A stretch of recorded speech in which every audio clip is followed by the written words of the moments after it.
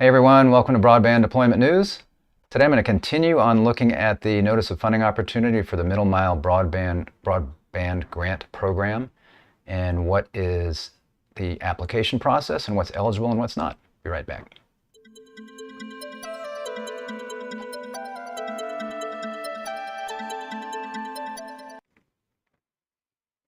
Thanks for joining me. Rick Uzzi here, Broadband Deployment News. So I started looking at the Middle Mile NOFO, or Notice of Funding Opportunity, yesterday. And today I was going to look at the application submission information, and in there is also information on some funding restrictions, basically what's eligible to be, what you can use these funds for and what you can't. So I was just going to go through portions of this, starting right here where I left off. So you can see address to request the application package. Well, basically, you've got to put everything related to this infrastructure bill, you've got to put in the portal, which is located here. So application forms and instructions are available there. I don't think I was looking yesterday, I don't think, at least when I looked yesterday, the application was not actually up there yet. Unlike some of the information from BEAD that I saw where you could go in and start inputting stuff. I didn't necessarily see that here. So, but anyway, that's the URL, and I'll post a link to that at the end here, and I'll post a link to this like I did yesterday. Content and form application. A complete application packet consists of the information that will be required by the application portal.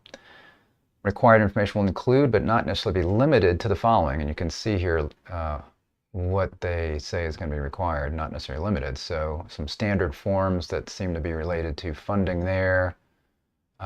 You know, for example, certification regarding lobbying, just these various, this bureaucratic stuff you got to do. Detailed budget narrative. I'll go into more detail here in a minute. Project details and narrative.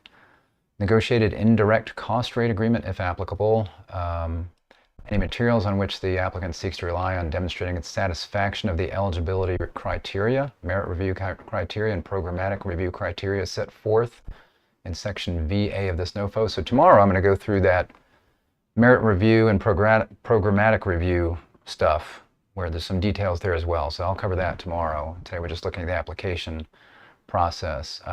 Proposed project application information to be collected will include the following. So an executive summary, not to exceed 2 pages, so you got to be somewhat brief, 1,000 words. NTIA may use all or a portion of the executive summary as part of a press release issued by NTIA or for other public information and outreach purposes, so just be aware of that. But they're going to want an executive summary of the project, so they caution you don't put out any business trade secrets or anything like that. That might get out there by mistake.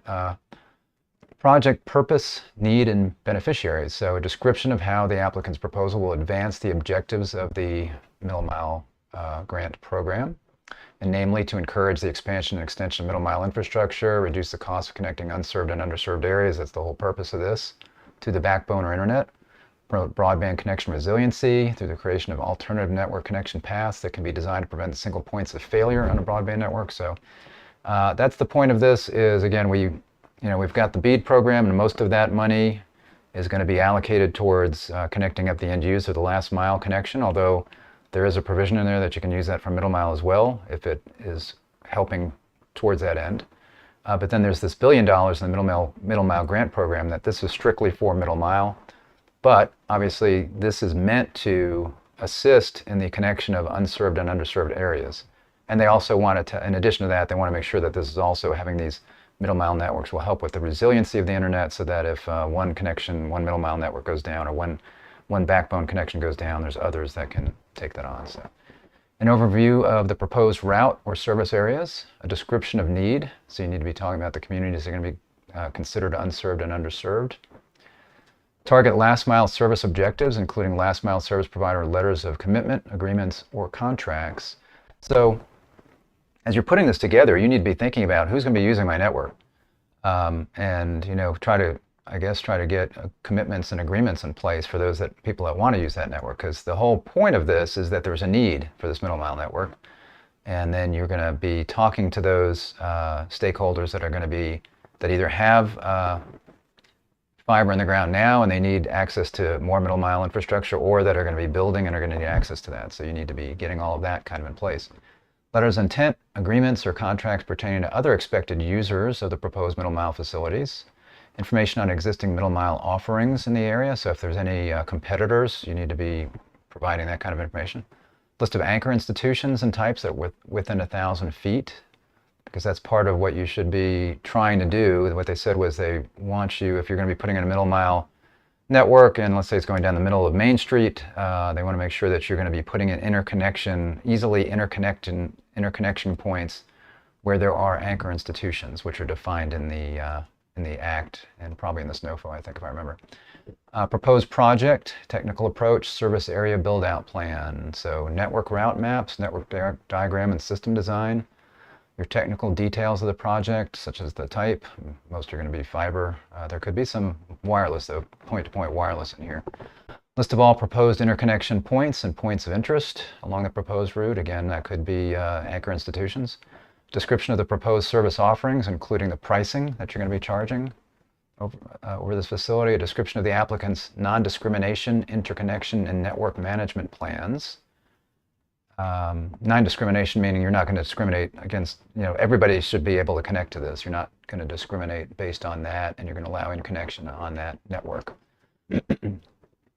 A timeline with a critical path, key milestones, risk factors, and there are milestones. You have milestones, but there are also milestones in this that I talked about yesterday where you have to have a certain amount of the network built within, I think it was 2 years. Was it 2 years or 3 years? I think it might have been 2 years all the way up to 5 years that you need to have a certain percentage built, and then 100% lit and ready to go at 5 years. Plan for using an appropriately skilled and credentialed project workforce, and they do want you to use unionized workers if possible. Description of the applicant's efforts to ensure climate resilience. These things, as I mentioned yesterday, so this is a Democrat administration, so they're putting in these things that are important to them. So you just need to be aware of that. So again, as you put this program together, you're supposed to be talking about how your network is going to be able to survive over the long haul if there's an increase in wildfires, an increase in rainfall, flooding, heat, those kinds of things. A service area environmental description. So they want to make sure, wetlands, rivers, anything that you're going to be going through, that you need to describe that. Project financials and organization financial capacity. So percentage of cash versus in-kind contribution and the sources. So in basically your match, I think they're talking about there, the percentage of cash and the in-kind contribution that you're using there. Historical financials for the last 3 years, audits for 1 year, a letter of credits required, pro forma financial projection and analysis related to the project's sustainability across an 8-year forecast period. And they really want this to be in perpetuity, so they really want this to be a going concern, not just 8 years, but they want you to forecast out 8 years as to how this is going to work and how sustainable this is going to be. Project implementation team and organizational capacity. The organizational capacity and readiness, organizational chart, management team and key project personnel resumes, including partner organizations, third parties, contractors. Project governance documents. List all of the funded and unfunded project collaborators, partners, consultants, subrecipients, match providers, etc. Everybody who's involved. Description of whether and if so, how the project will incorporate strong labor standards. Again, they would prefer that you use unionized workers. I think, again, partially because it's Democrat administration, but also just in general because those tend to have certified training programs, those kinds of things. Description of how the applicant will support equitable workforce development. Government and community involvement. The applicant's coordination with applicable state, tribal, and local governments. This is important just from the standpoint of, again, middle mile infrastructure, and this is going to be used to connect up various areas in the state, and therefore some of those areas could be tribal and local governments. The applicant's involvement and coordination with community organizations, unions, and worker organizations. Again, this is be talking to stakeholders and also for labor kinds of things there. Budget narrative and detailed budget justification. Each applicant must submit a budget narrative and detailed budget justification spreadsheet through that portal. Must reflect the administrative and legal expenses, land, structures, rights of way, appraisals. construction, etc., and include itemized calculations for each cost. So you got to get pretty detailed here. Must explain the necessity and basis for all costs, and reflect only allowable costs that are consistent with the project scope. So you're going to have a total project amount, and you're going to have a 30%, at least minimum 30% match on that. And actually there's an incentive to go higher than that as far as priorities. I'll be talking about that tomorrow. So there's a minimum 30% match, but if you commit to matching more or adding more to the match, then you are prioritized as far as the application process. I'll discuss that tomorrow. Let's see. With respect to cost sharing or matching funds, the applicant must identify the non-federal source, for example, state funding, and distinguish the non-federal and federal portions of the budget. Application format, again, it's online application portal. Requirements for attachments submitted through this. So they've got various requirements and format. So, you know, what they want, the figures and graphs and images and fonts and spacing, margins, how the page is to be laid out, numbering, page size 8.5 by 11, language is going to be English, and typed document. All applications, including forms, must be typed. So no handwritten applications, and certainly avoid cursive. Well, no handwriting, so must type that. E-certifications regarding debarment and suspension applies to all recipients. So debarment, you know, they basically want to hear that you're going to have to certify that there's no people that could be disbarred or prevented from participating in this. There's all kinds of stuff. I'm going to skip on this. You can read through that. If that is a question or issue for you, you're going to have to just certify this as you go through here. System for award management. Let's see. Registered in the system for award management. You need to be registered in the system for award management, or SAM, before submitting your completed packet, and that's, I think, a standard system that you would be in if you are receiving awards from the federal government. So that's just something that you need to make sure that you're in. If an applicant has not fully complied with the requirements by the time that NTIA is ready to make a federal award pursuant to this NOFO, NTIA may determine that the application is not qualified to receive a federal award. So certainly you want to make sure that you get set up in SAM if you're not, and that you can work in that system. Submission dates and times, as I mentioned yesterday, September 30th, 2022 is the submission deadline for this. That's by before midnight, and you don't want to be late, because if you're late, then you're out of luck. Now, you can get extensions on some things, but you'd have to request that in advance. And if you get your application in and there might be some back and forth, then that may be something that would, you know, pass that date. You just got to get your application in by then. Funding restrictions, eligible use of funds for the Middle Mile Grant Program. Allowable costs are determined in accordance with the cost principles identified, and this would be the Federal Register. So if you went and just Googled this part of the Federal Register, it'll come up and you can read all about it. Based on the scope of this program, below are non-exclusive examples of eligible uses of the program funds. So there's more than this that could be used. So construction improvement and or acquisition of facilities and telecommunications equipment.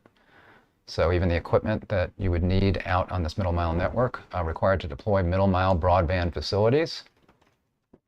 Engineering, design, permitting and work related to environmental, historical, and cultural reviews. So if you do need to go out, well, you do need to go out and do this environmental review of the areas you're going to be going through, and you can actually get that paid for. Personnel costs, including salaries and fringe benefits for staff and consultants required for the implementation of the program. Reasonable post-NOFO pre-application expenses in an amount not to exceed $50,000. Notice it says post-NOFO. Pre-application expenses, which include expenses related to preparing an application, may be reimbursed if they're incurred after the publication date of this NOFO, which was just a few days ago, not too long ago, and prior to the date of issuance of the grant award from NTIA, except that lobbying costs and contingency fees are not reimbursable from grant funds. This must be approved by the NTIA and grants officer in writing to be considered an allowable. And then, not highlighted here, but other costs necessary to carrying out programmatic activities of an award, not to include ineligible costs described below. So in other words, this was not a complete list. There could be other costs or other things that could be included or eligible. Ineligible costs for the program include those costs that are unallowable under the applicable federal cost principles. Please note that costs ineligible for the program may not be paid with a non-federal cost share committed to an award. So again, if you're going to be doing at least a minimum of 30% match. You could do more, which could help you get prioritized. But the amount that you're paying for, that somebody else is paying for, cannot be, you can't use that on ineligible things. So just because you're paying for it or somebody else is providing that match, you cannot use those funds. The whole program, 100% of the program has got to be for eligible use, and then you're going to be paying at least 70%, or excuse me, at least 30% of that. Prohibition on use of grant funds for covered communications equipment or services under the Secure Trusted Communications Network Act. So, for example, Chinese telecom equipment like Huawei and ZTE, you can't use that. So anything that's not allowed under this, you cannot use. Section 9 of the Secure and Trusted Communications Network Act. Again, you can look that up. Prohibition on profits and fees. Profit or fee or other incremental charge above the actual cost incurred by an award recipient or subrecipient is not an allowable cost under this program. So I'm assuming that means that, you know, as far as your program, you're going to have a total cost that this is going to cost you to put it in the ground or through the air, however you're doing this. You can't get a profit off of that and then have that be part of the award, in a sense. I mean, you can make a profit off of your infrastructure once it's in the ground and it's operating, and you could charge people. You're not operating as a nonprofit, right? So you could charge people to use the infrastructure. That's not what's talking about here. I think it's talking about, in general, the funds that you're going to get from the government cannot include a profit. Prohibition on use of grant funds to support or oppose union organizing, so you can't support or oppose that. Prohibition on use of grant funds for non-middle mile infrastructure. So again, this is a middle mile infrastructure grant program. Broadband infrastructure costs that are not necessary to complete the project are not allowed. And then other here, you can't use it as a collateral for a loan. You can't use it for pre-application expenses, including previously incurred administrative costs or previously purchased equipment or construction activities. Then it says, except as allowed in Section 4 IID of this NOFA, which is what we were just looking at, which said it's really only things after the NOFO is that you're supposed to be able to get reimbursed for. This sounds like, well, it really would be pre-NOFO, pre-application expenses. But anything that you've done, I guess there could be some pre-application expenses after this NOFO came out, and that might apply. But certainly anything before the NOFO came out and anything that you've been doing prior to this, for example, if you were already working on your broadband maps, you could not, I'm assuming that this is what this is saying. If you've already been working on broadband maps and you've got those about ready to go, or you've launched those last week, you know, a couple like Oregon just launched theirs, for example. Tennessee just launched theirs. I don't think they can come out and say, oh, you know, we want to apply the funds to go back to that. You can't do that. Material representation and public disclosure of applications. NTIA may make all or portions of their applications for grants under the MMG program publicly available as required under applicable federal laws. So just be aware of that either all or portions of your application are going to be available for other people to look at. Timely receipt requirements and proof of timely submission. Proof of timely submission is automatically recorded by the NTIA application portal. So when you go in there and submit your application, that's all time-stamped, and that'll tell you that you got it on time. Applications received in the portal after the established due date for the program will be considered late and will not be considered for funding by the NTIA. So you got to get that in. Get it in early so that you can get feedback as soon as possible and make corrections, those kinds of things. Material revisions. An applicant shall not be permitted to make any material revisions to its application after the submission deadline. So you can make revisions. So again, if you get your application in before the deadline, you get feedback from the NTIA, you can make some revisions, and you know the question is whether they're material or not. So it says here, the NTIA may, however, request or accept clarifications, revisions, or submissions for completeness that are non-material. It is in the Assistant Secretary's sole discretion whether a revision is material or not. So it's possible that you might want to make a revision after the submission deadline that's not necessarily significant. You know, in other words, if you're changing around your technical stuff, that's not going to work. But if you need to make some somewhat non-material submissions, you might be able to make that change. So that's all I was going to go over today. Tomorrow, again, I'm going to go over the review process. There's quite a bit in the review process there that they are going to talk about. And then again, the prioritization of these. How is the NTIA going to review these things? And then how are they going to prioritize the applications? I'll talk about that tomorrow. So hope you can join me then. I'll be live at some point in the day. If you're not subscribed, go ahead and click the subscribe button, click the little bell, and then you'll be notified when I'm live. Thanks a lot, and I will see you next time. Bye-bye.